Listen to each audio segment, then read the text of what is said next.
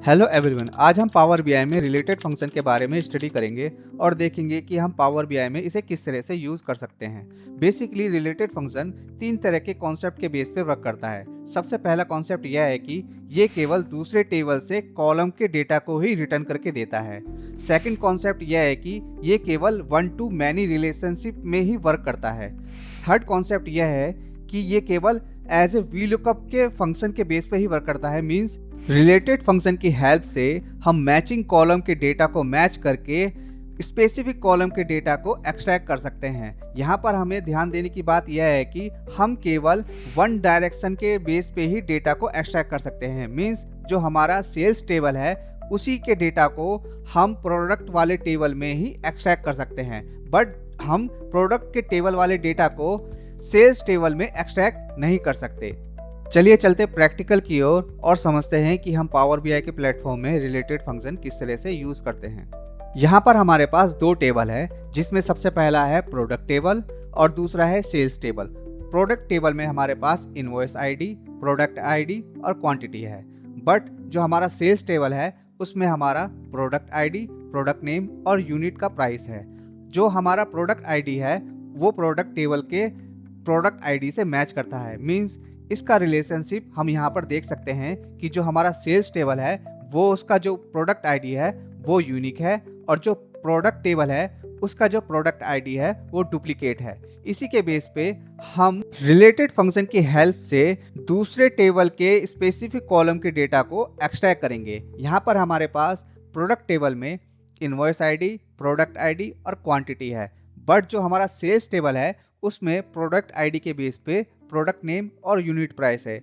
हम सबसे पहले प्रोडक्ट नेम को प्रोडक्ट टेबल में एक्सट्रैक्ट करेंगे। इसके लिए हम एक न्यू कॉलम इंसर्ट करेंगे और उस कॉलम का नाम रख देते हैं product name is equal to related function. Bracket open जैसे ही करूंगा आप देखेंगे कि जो हमारा स्पेसिफिक कॉलम है उसको वो पॉपअप कर देता है। हमारी रिक्वायरमेंट है कि प्रोडक्ट नेम को एक्सट्रैक्ट करना, जो कि है हमारा सेल्स टेबल में। जैसे ही मैं उसे एंटर करके ब्रैकेट क्लोज करके एंटर प्रेस करूंगा तो आप देखेंगे कि प्रोडक्ट आईडी के बेस पे हमारा प्रोडक्ट नेम एक्सट्रैक्ट हो चुका है। सेम ही मैं यहाँ पर एक और न्यू कॉलम ऐड करता हूँ और उस कॉलम का नाम रख देता हूँ unit price is equal to related. यहाँ पर मैं अगेन उस यूनिट प्राइस का कॉलम नेम एंटर करूंगा, ब्रैकेट क्लोज, एंटर। आप देखेंगे कि प्रोडक्ट आईडी के बेस पे हमारा यूनिट प्राइस एक्सट्रैक्ट हो चुका है। अब हम इसे चेक करेंगे। इसके लिए हम प्रोडक्ट आईडी में सबसे पहले मैं PR010 को फिल्टर करता हूं और देखता हूं कि जो हमारा प्रोडक्ट नेम है वो पेन ड्राइव है और उसका यूनिट प्राइस है 500। सेम ही मैं सेल्स टेबल में जाऊंगा और देखूंगा कि PR010 का प्रोडक्ट नेम है पेन ड्राइव और यूनिट प्राइस है 500। सो हम कह सकते हैं कि रिलेटेड फंक्शंस के हेल्प से हमने एग्जैक्ट डेटा को एक्सट्रैक्ट कर रखा है। अब हम कैलकुलेटेड कॉलम की हेल्प से क्वांटिटी और यूनिट प्राइस को मल्टीप्लाई करके टोटल सेल्स को एक्सट्रैक्ट कर सकते हैं। सबसे पहले मैं एक न्यू कॉलम ऐड करता हूं और उस कॉलम का नाम रख देता हूं टोटल सेल्स। यहाँ पर मैं इज इक्वल टू प्रेस करूंगा और सिंपली क्वांटिटी को मल्टीप्लाई कर दूंगा यूनिट प्राइस से। आप देखेंगे कि जो हमारा टोटल सेल्स है वो एक्सट्रैक्ट होके आ चुका है, बट ये हमारा गुड प्रैक्टिस नहीं है बिकॉज कैलकुलेटेड कॉलम डेटा को स्लो करता है और हमारा साइज जो होता है पावर बीआई का साइज उसे भी इंक्रीज करता है। सो इसको हम मेजर में किस तरह से यूज कर सकते हैं उसे चेक करेंगे। सबसे पहले मैं अपने रिपोर्ट व्यू में जाता हूं। यहाँ पर मैंने पहले से ही प्रोडक्ट आईडी के बेस पे एक टेबल क्रिएट कर रखा है। मैं राइट साइड में टोटल सेल्स का जो कैलकुलेटेड कॉलम है उसे इस टेबल में एंटर करता हूं तो आप देखेंगे कि प्रोडक्ट आईडी के बेस पे हमारा टोटल सेल्स शो कर रहा है। सेम ही मैं मेजर के हेल्प से इस टोटल सेल्स को कैलकुलेट करूंगा। यहाँ पे मैं सबसे पहले एक मेजर क्रिएट कर देता हूं, न्यू मेजर,